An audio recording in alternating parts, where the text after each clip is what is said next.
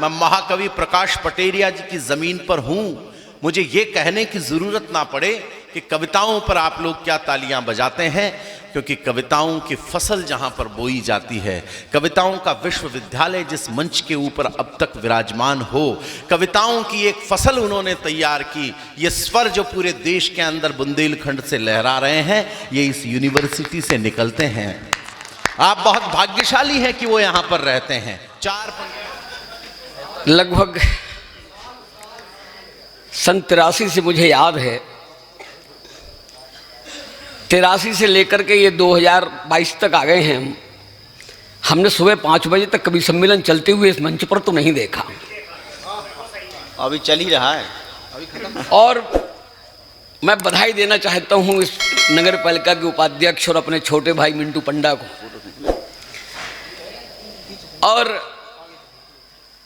मैं भोपाल में था, आलोट में, अपने बेटे के पास। मुझे यहाँ से मिंटू के द्वारा और लोगों के द्वारा फ़ोन किया गया कि इस कार्यक्रम का संयोजन करना है। ये मेरा सौभाग्य था, क्योंकि ये मेरी धरती है। जो रचनाकार हमारे मंच पर हैं, ये वो रचनाकार हैं जिन्हें पाकर के माँ वीणा वादनी स्वयं सौभाग्य अपना सौभाग्य मानती है कि हमने ऐसे बेटों को जन्म दिया है। हमारा राम कहता है, राम कुछ भी कह सकता है। मैं रचना पढ़ने के लिए तो देवेंद्र खड़ा नहीं हुआ हूं। तो सुना दीजिए, अर्जुन हूं, हमारा सौभाग्य। प्लीज बजा दो।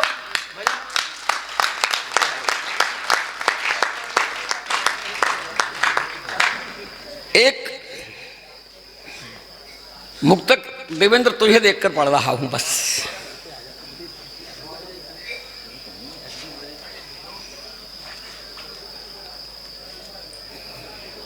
भ्रमों के गांव में, सुनो, भ्रमों के गांव में कोई भी भ्रम को धार सकता है। भ्रमों के गांव में कोई भी भ्रम को धार सकता है। कोई रण जीत सकता है, कोई रण हार सकता है।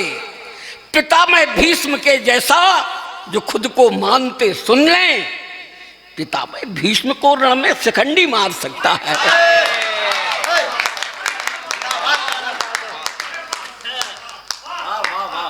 पितामह भीष्म के जैसा जो खुद को मानते सुन लें, भीष्म को पार्थ के रण में शिखंडी मार सकता है।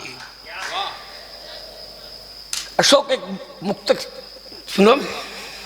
हमारा अशोक 19 साल में इस शहर में आया। ये मेरा दुर्भाग्य है कि मैं अपने अशोक को नहीं बुला पाया। गगन में आज भी उड़ता हमारा वो परिंदा है। गगन में आज भी उड़ता हमारा वो परिंदा है। समूची आज भी दुनिया में उस घटना की निंदा है। समूची आज भी दुनिया में उस घटना की निंदा है। हजारों क्या करोड़ों में बसी है आत्मा उसकी। भगत सिंह तब भी जिंदा था, भगत सिंह अब भी जिंदा है।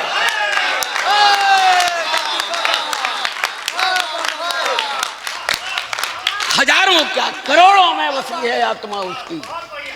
भगत सिंह तब भी जिंदा था, भगत सिंह अब भी जिंदा है। एक मुक्तक और, जो भिक्षा मांगते दर दर कलंदर हो नहीं सकते। जो भिक्षा मांगते दर दर कलंदर हो नहीं सकते। भले कितने ही विस्तृत हों बेअंबर हो नहीं सकते। भले कितने ही विस्तृत हो बेअंबर हो नहीं सकते। भले ही लोग अपने को जगत का मान लें ईश्वर, सभी तालाब दुनिया के समंदर हो नहीं सकते। सभी तालाब दुनिया के समंदर हो नहीं सकते। आज इस मंच का सौभाग्य है कि हमारे सामने सुनने वाले बैठे थे। हमारा अशोक भी यही कह रहा था, दादा हम पढ़ेंगे तो हमें सुनेगा कौन। हाँ, बचपन गए थे ना ये। हमने कहा ये वो धरती है जहां वियोगी हरि हुए हैं, ये वो धरती है जहां गंगाधर व्यास जैसा कवि हुआ है, ये वो धरती है जहां आचार्य बिहारी जैसा कवि पैदा हुआ है। ये धरती कविता की धरती है, कविता इस धरती से जन्म लेती है। और जब ये अपनी सोच है, मेरी सोच व्यक्तिगत ये है अशोक कि कविता हमारी, कविता कल्याणी हमारी बेटी है, हम उसके रचनाकार हैं। अगर हम अपनी बेटी की गौरव गरिमा की रक्षा नहीं कर सके तो हमें मां वाणी के पुत्र कहलाने का अधिकार नहीं।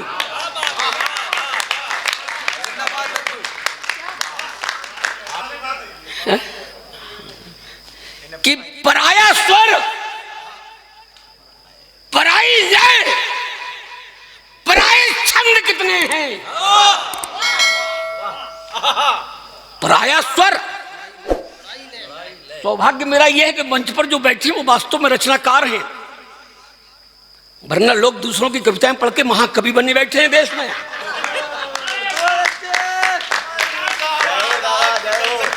ये वाला खेला आप भी कर सकते हो। पराया स्वर, पराया स्वर, पराई लय, पराये छंद कितने हैं, पराई ज्योत से ज्योतित यहां मतिमंद कितने हैं, पराई ज्योत से ज्योतित यहां मतिमंद कितने हैं।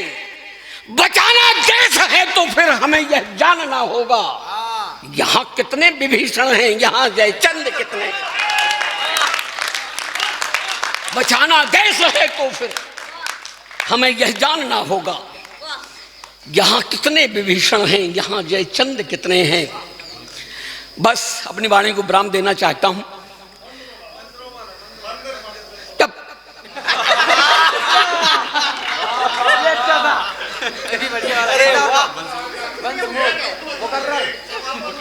दादा इन्हें पराई लय बड़ी पसंद है।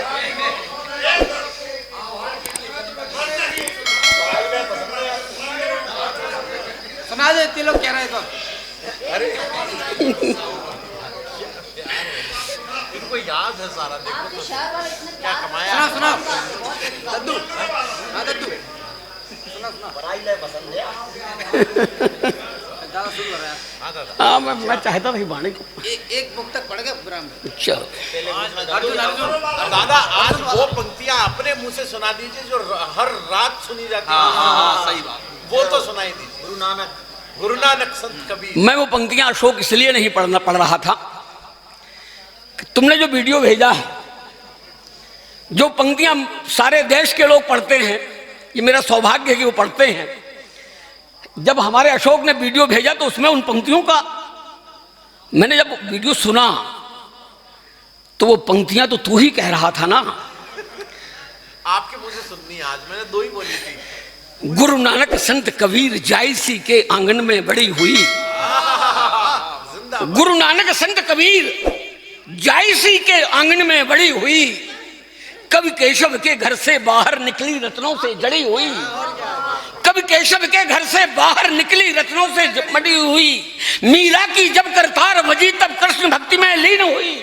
मतिराम बिहारी घनानंद को मिली प्रेम में मड़ी हुई। जो जगन्नाथ रत्नाकर से गंगा अवतरण कराती है, ऋषि वाल्मीकि की वह पावन बेटी कविता कहलाती है।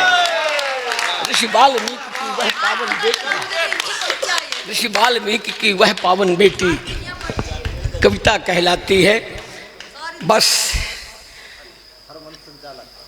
मेरे घर के लोग बैठे हैं, मेरे भाई हैं, मेरे बेटे हैं, मेरे दादा हैं बहुत, और वो यहाँ से हालांकि मुझे ऐलान नहीं करना चाहिए, लेकिन फरवरी में ये सारे कवि बागेश्वर धाम में होंगे, कवि सम्मेलन करेंगे अपन।